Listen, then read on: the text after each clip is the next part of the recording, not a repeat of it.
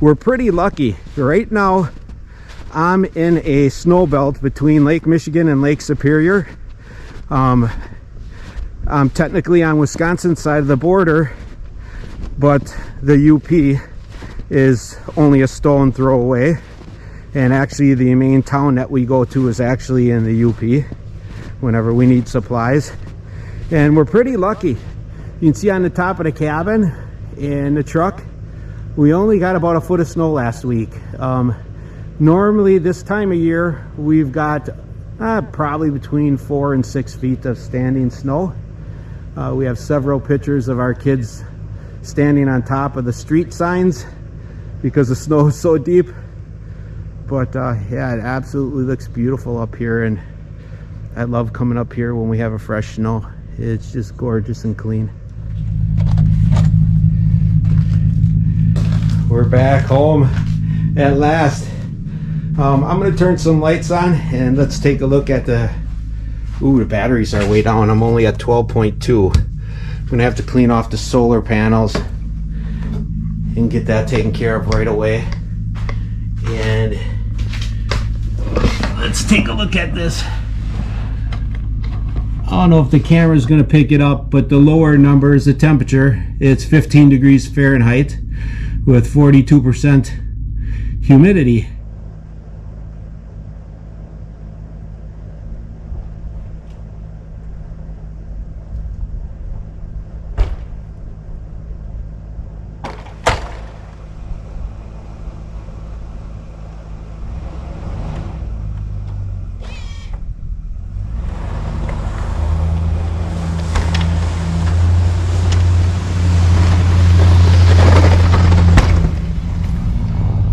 So the first pass down the driveway, I thought I was recording,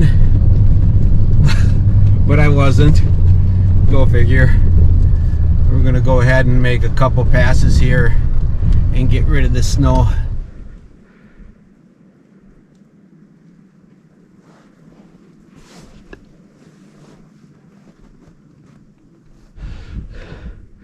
All right, driveway's taken care of. You can see in the background, we got the fire going in the cabin.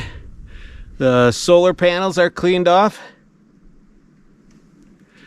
And then I think what we're going to do is I've got a black squirrel that has been frequenting the area, which is kind of rare for these woods. They are quite common in other places, but here you never see a gray squirrel that's actually pure black. So I've been feeding him a little bit of corn. I'm going to go out there and feed him, and then by that time we'll go see what we have for heat in the cabin. And while the cabin's warming up, I think I'm not going to waste any time. I'm going to head to town and pick up a couple groceries.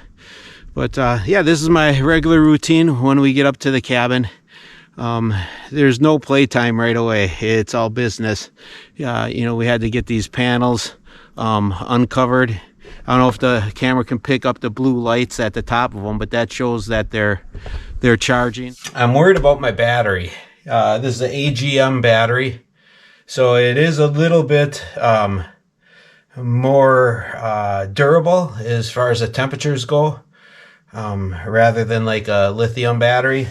But still, I'm worried about it getting too cold. I know that the solar panels have been covered up for quite some time, and there hasn't been really any activity as far as charging goes on this battery. So what I'm going to do is I'm going to make it a priority tonight to go ahead and take this in the cabin so it can warm up. And I am going to go ahead and make a box out of insulation for this battery so that when I store it out here in the garage, I don't have to worry about this thing getting too cold anymore. You know, I almost forgot. I got some mail this week, and before I tell you what we're going to go ahead and do with this battery and stuff, I just wanted to take a second to thank Kevin from Lazy Pond Farm. He sent me some mail, and I was pretty thrilled because Kevin's been a good friend and good supporter of the channel since the day, I think he was within the top 50 original subscribers that I had. And so he's been with the channel for a long time. Kevin went ahead and sent out a can koozie. I don't know if the camera's going to pick this up. I gotta, you gotta excuse me for the light, but I'll explain what's going on with that here in a second. But it's got Kevin's channel logo on there for Lazy Pond Farm, and then Kevin and James also have a channel called Lazy Pond Hunt and Fish, I believe. And then this one here is our buddies over at Squirrely Acres. And Squirrely Acres is not a brand new YouTube channel. They've been around for a little while, but they're new to me. And I want to congratulate the folks over at Squirrely Acres. They have hit 350 subscribers.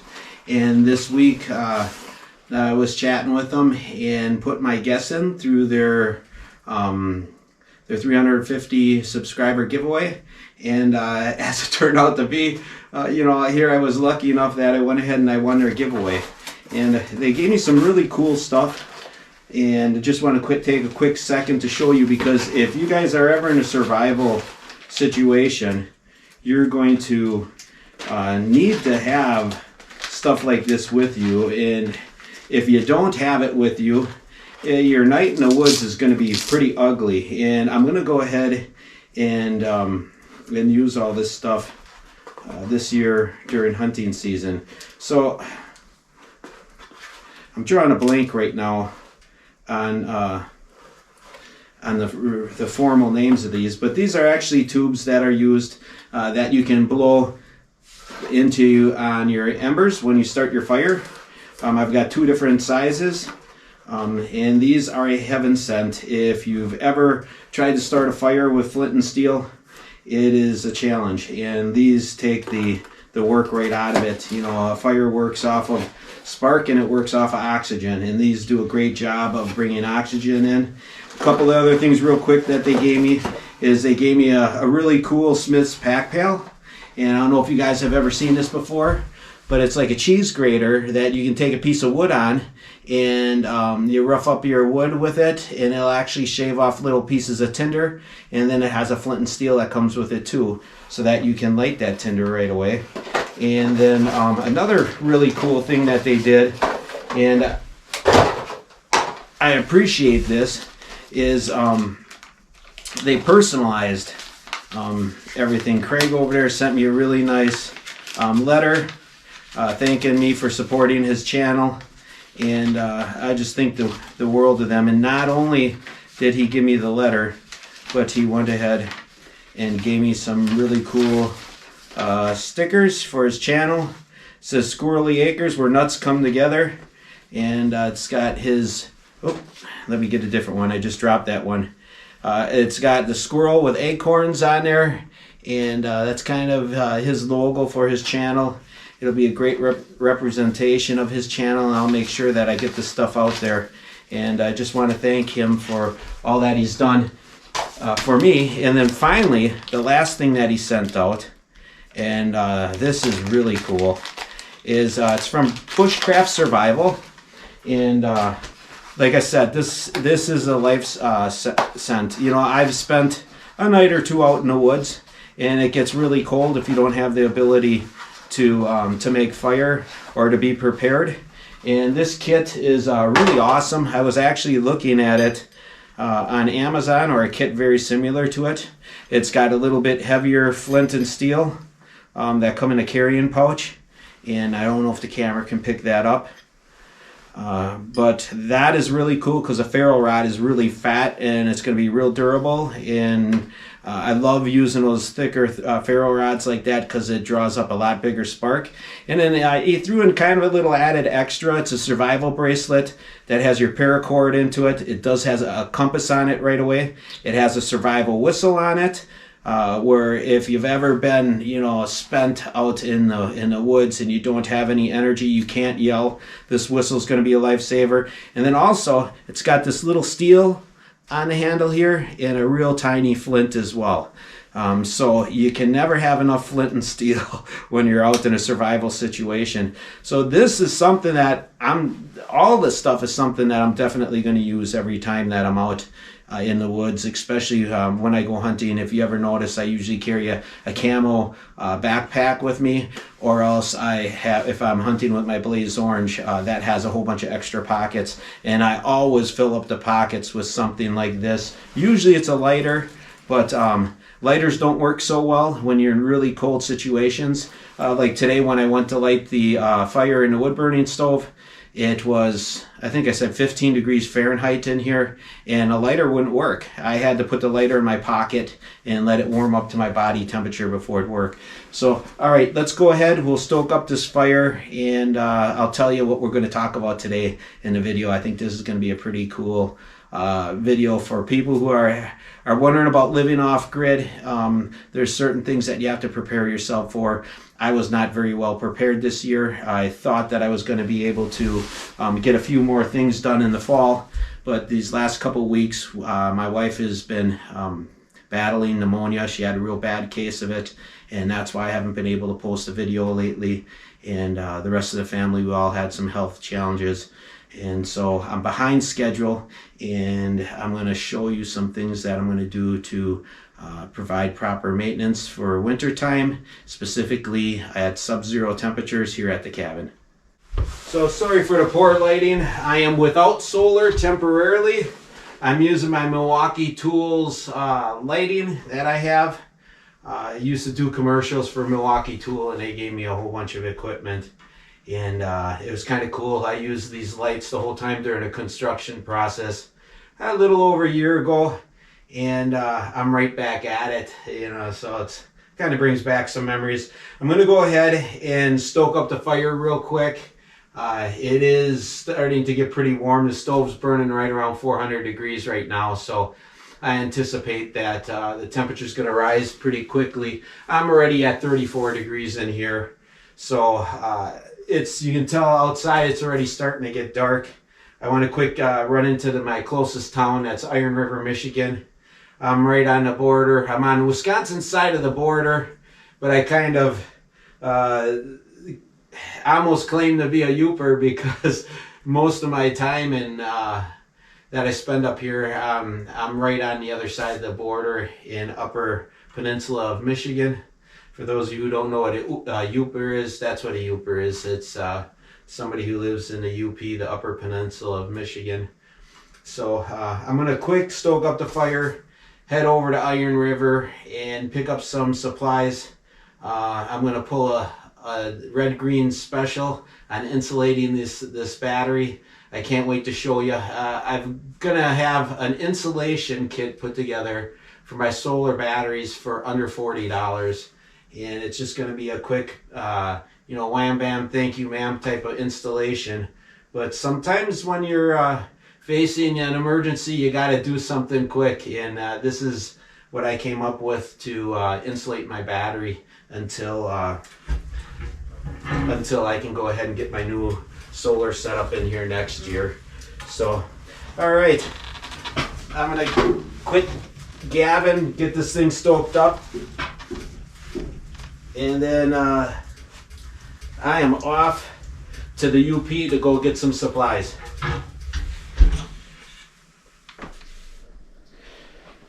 So here's what we're going to do.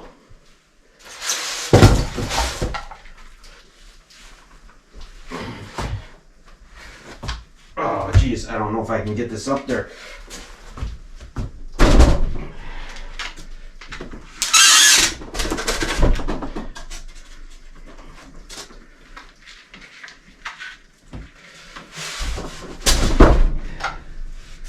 All right.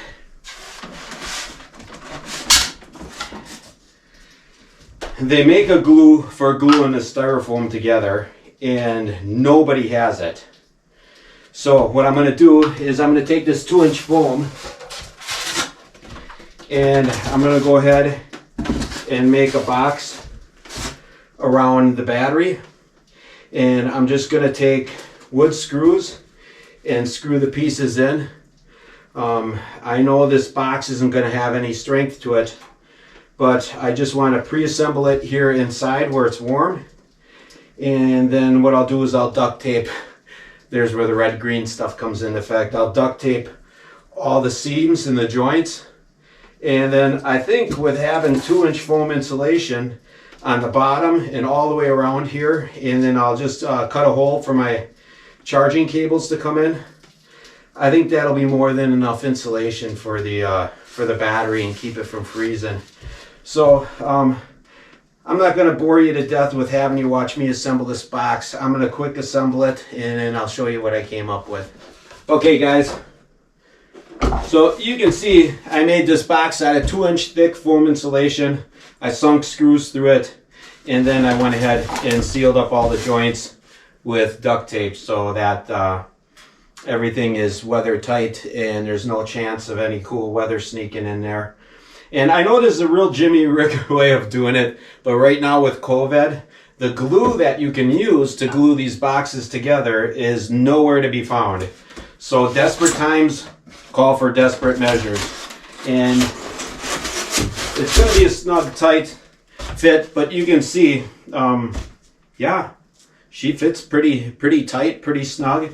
And there's enough room that I can put in two 200 amp hour Wintergy batteries, and I'll probably stick with the AGM for a while unless the lithium guys convince me of otherwise, because these batteries tend to do more, tend to be a little bit more resilient, I guess you would say, with the cold.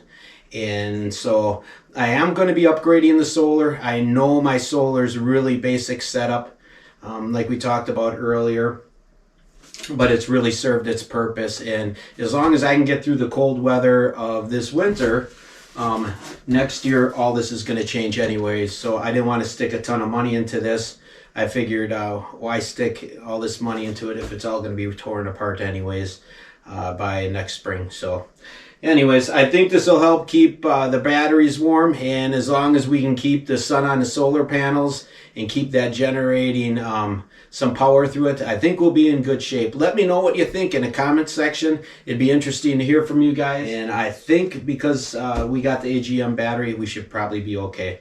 So I hope this helps you guys out. Those of you who are thinking about going over to solar, I get a lot of questions through email from viewers who are doing the same thing that I'm doing. And I'll let you know. We'll give this a couple week test, and I'll let you know in next week's video how it worked out. If I notice any increase in the voltage in the battery or any better storage capacity within the battery. So, all right, we'll catch you next time on Carl's Off the Grid. Thank you so much for joining us.